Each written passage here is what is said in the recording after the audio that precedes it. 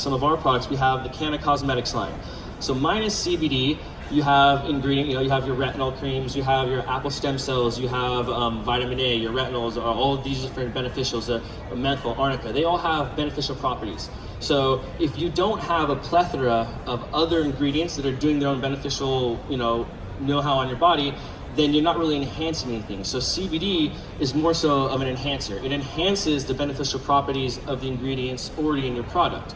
And people say, well, how do you know that? Where are you coming up with all this information? Well, back to science again. So what I'm trying to do to people is, I'm not inventing any of the information. I'm just okay, I come from science background. This is what I know about science. This is what I know about human physiology. This is what we know about CBD. So you can kind of bridge the gap.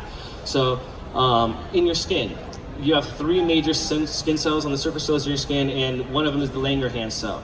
Now the Langerhans cell serves one purpose. The only purpose of the Langerhans cell is when you have applied a topical cream to your body. Your skin is the biggest organ in your body. We've all heard that. Cool, yeah, the biggest organ in your body. But that means that it has to digest, or it has to metabolize. When you put a cream on your body, it's not like, oh, it absorbed. No, it metabolized. Your body just ate the cream and it absorbed into your skin. So whether or not you're using it too thick of an oil so you can't digest it or metabolize it, or you're not.